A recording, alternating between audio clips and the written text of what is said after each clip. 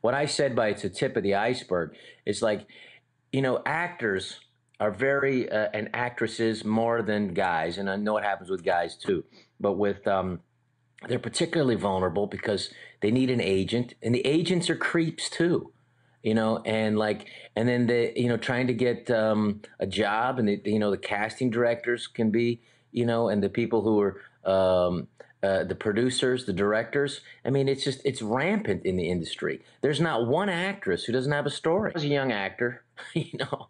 I mean, there was a gross director, and it happened to me, you know. I mean, I was in a hotel room, and I was gonna, you know, it was weird. I didn't think it was gonna be a weird situation, but it was a famous director just before I was really famous.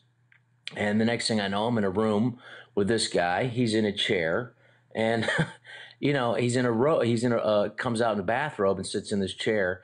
And the next thing you know, I'm like, he's asking me to like crawl on the ground and then to crawl toward him. And I just like, it was just this disgusting feeling. I look over there, and this is a guy, he's a very famous, he's passed away now, so I don't think it's fair I should say his name. He was a pig, you know. He was just, and I just remember, like, I don't feel like it was like momentarily traumatized, but I was thinking about this, you know, this happened to me. So I got the hell out of there. But at the time also, I didn't think about calling the police or just, I didn't even tell my agent.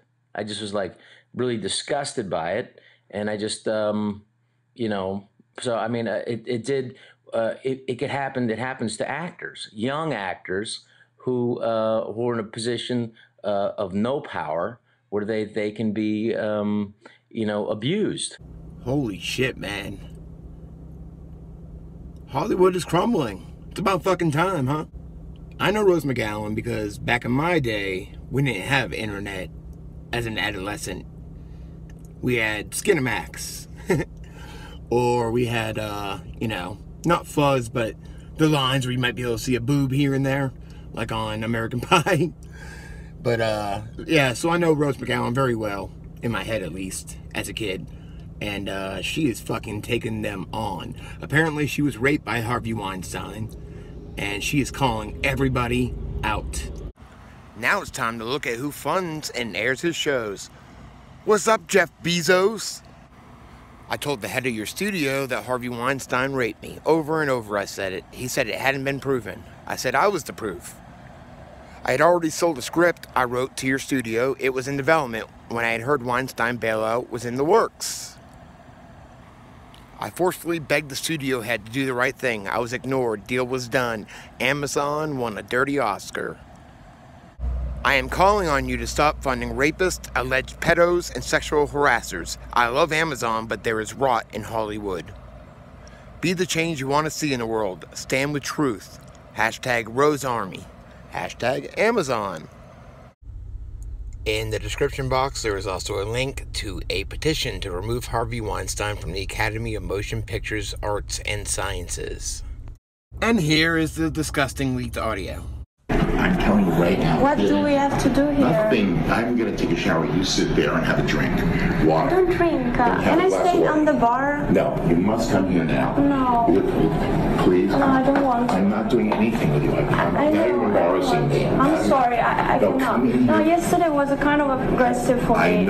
I need to know a person to be touched. I won't do a thing. I don't want do a thing, please. I swear I won't. Just sit with me. Don't embarrass me in the hotel. I'm here all the time. I Sit know, with me. but I promise. don't want to. Please sit there. Please. 1 minute. No, I ask I can't. you. Go to the bathroom. Please, I don't want to do something I don't want Go to the bathroom. Hey, come here. Listen to me. I want to go downstairs. I'm not going to do anything. You'll never see me again after this. Okay? That's it.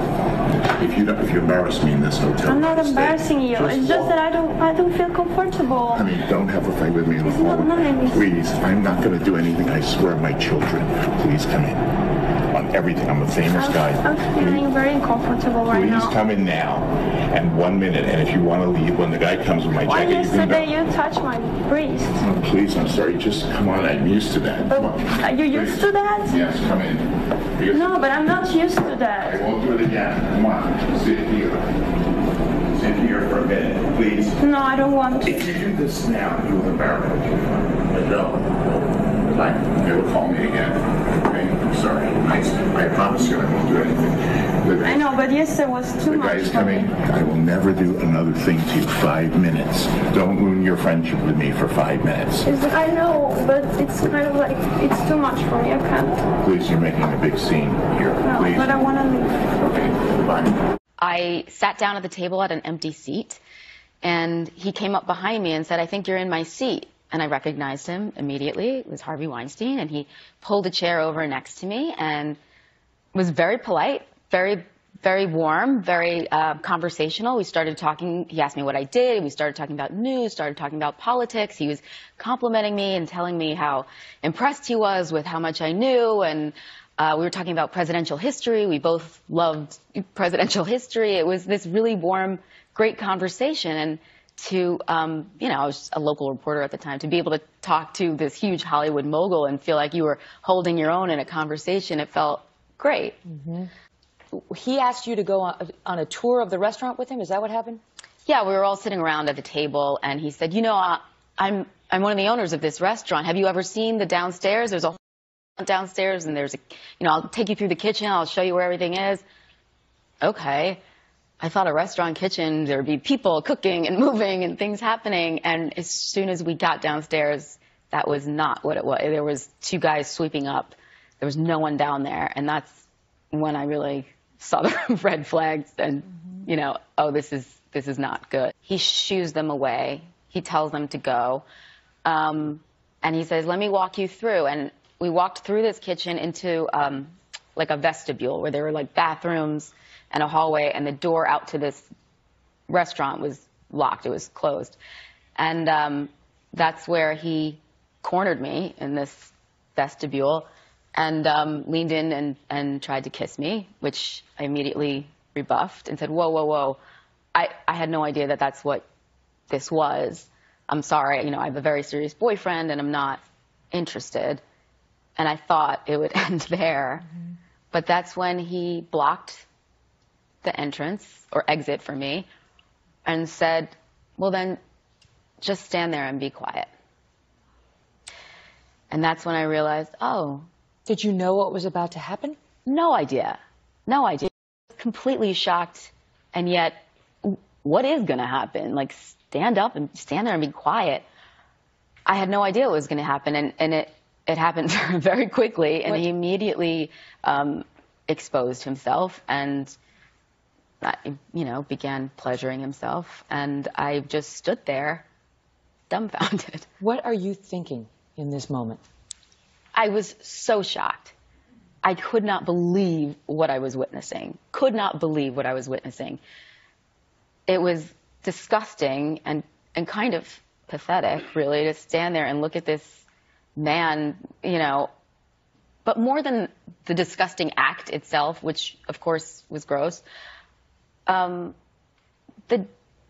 demeaning part of it all, that just, you know, 20 minutes earlier, he was having this great conversation with me, and I felt so great and flattered by it, and then stand there and be quiet. Just a few minutes later, just negated any warm feelings I had, and I realized, oh, that's what this was all about.